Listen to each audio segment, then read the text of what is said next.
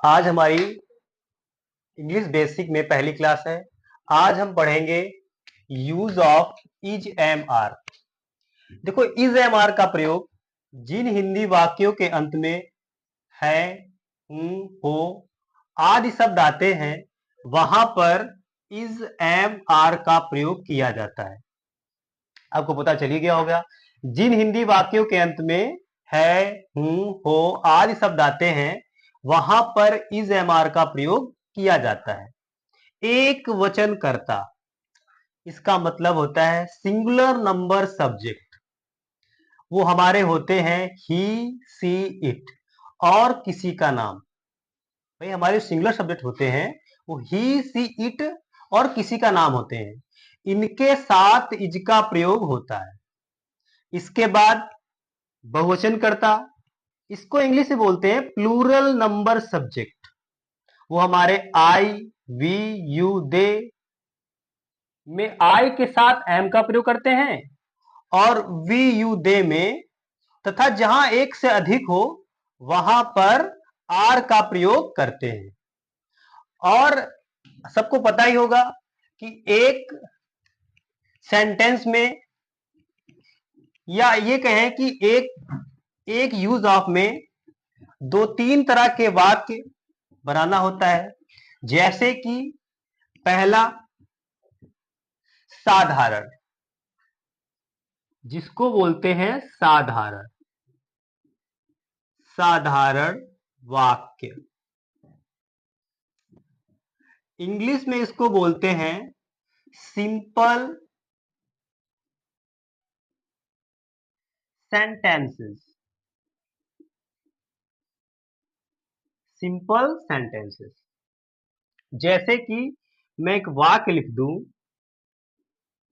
मैं आलसी हूं।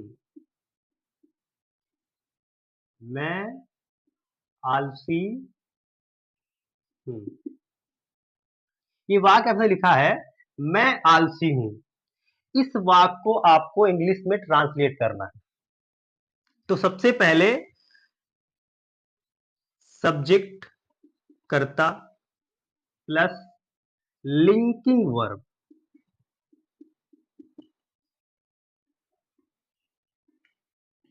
प्लस जो एडजेक्टिव यूज हुआ है।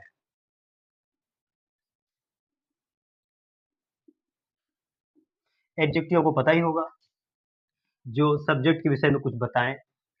तो यहां कर्ता मेरा क्या है, मैं, तो इसकी मीनिंग क्या हो जाएगी, आई।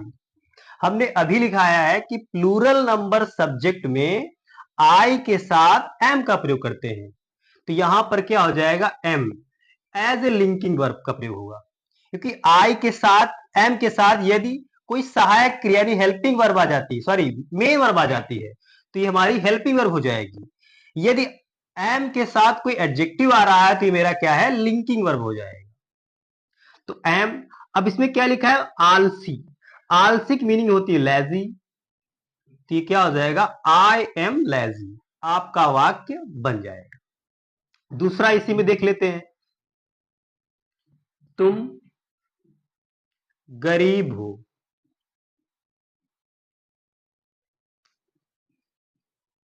तो हम देख रहे हैं तुम की मीनिंग क्या होती है, यू।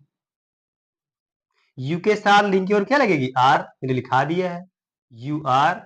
अब गरीब की मीनिंग क्या हो जाएगी, पुअर। तो यू आर पुअर हो जाएगा। इसी तरह जैसे मैं लिख दूं,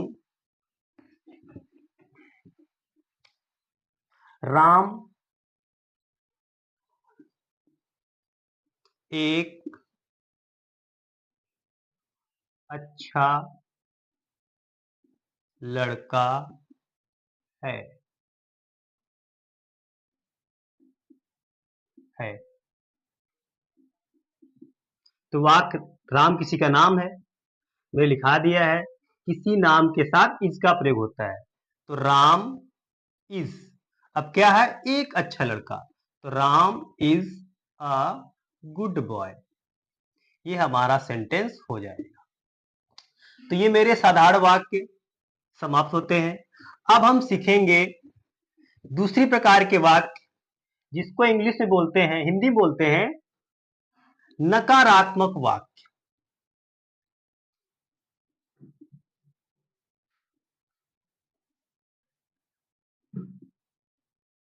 नकारात्मक वाक्य, इसको इंग्लिश में बोलते हैं निगेटिव सेंटेंसेस। निगेटिव सेंटेंसेस, जैसे तुम अमीर नहीं हो।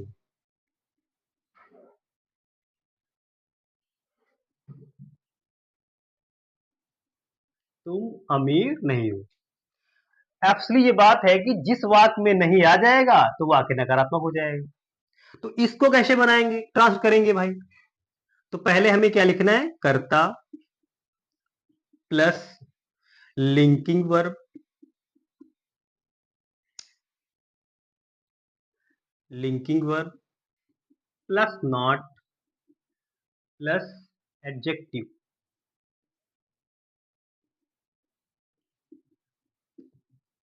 तो कर्ता हमारा क्या है, तुम की मीनिंग क्या हो जाएगी, यू। हमने अभी पढ़ा है कि यू के साथ आर का प्रयोग होता है, तो यू आर। अब यहां पे नहीं है तो क्या लग जाएगा, नॉट। यू आर नॉट, अमीर की मीनिंग हो जाएगी रिच, तो यू आर नॉट रिच। मेरा वाक्य बन जाएगा यू आर नॉट रिच। जैसे इसी में अगला वाक्य पूछ लिया जाए,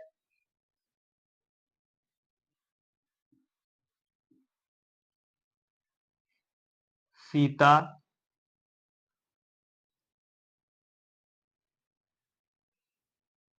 पागल थी। पागल है, सीधा पागल नहीं है, सॉरी, सीता पागल नहीं है। इस बात को लिख दिया जाए। तो मेरा सब्जेक्ट क्या है, सीता। सीता, सीता किसी का नाम है, लिंक वर्ब क्या लग जाएगी, इज।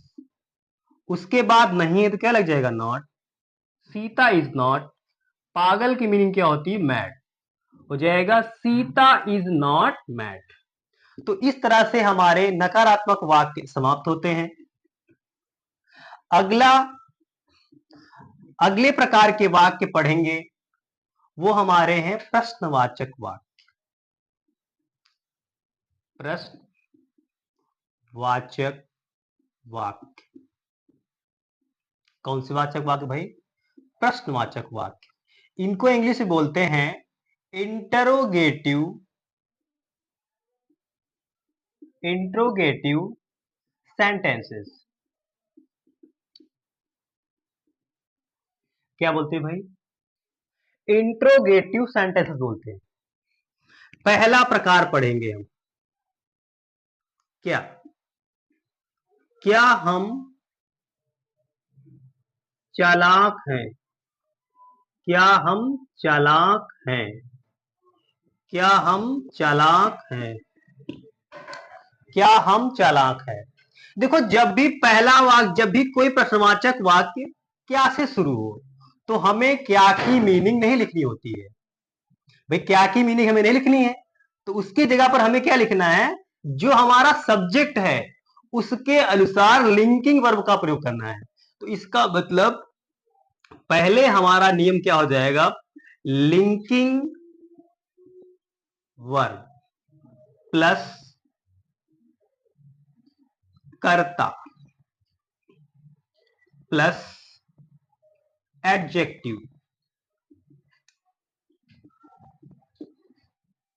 और बाद में हमें क्या लगाना है, क्वेश्चन मार्क। जैसे हम की मीनिंग क्या होती है, वी, तो वी के साथ क्या लगता है, आर। मैंने लिखा दिया है कि वी के साथ काहे का प्रयोग होता है, आर का प्रयोग होता है, तो आर वी।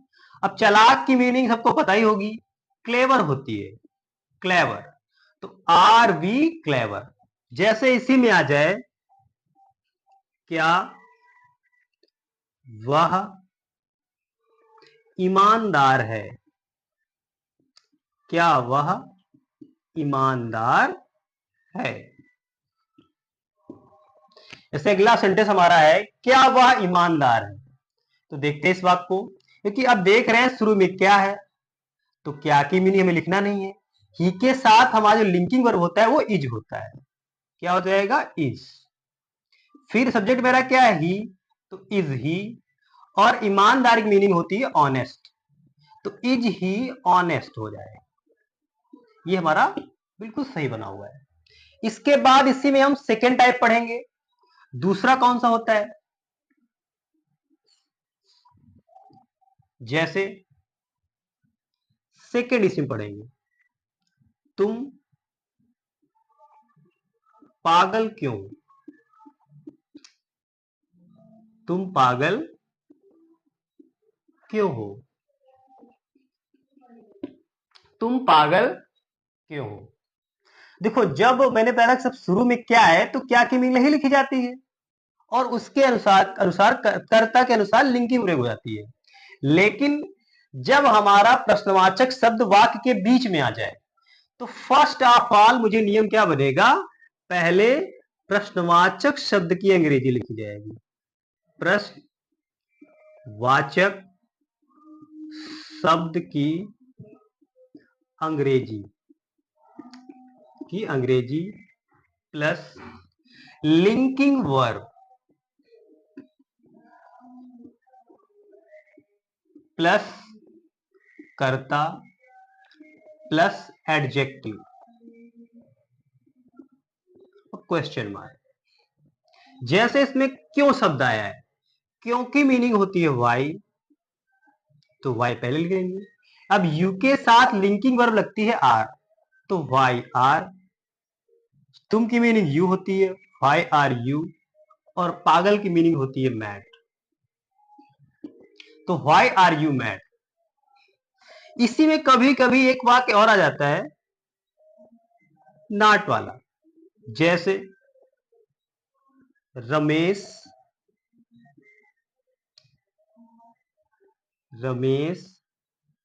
आलसी क्यों नहीं है?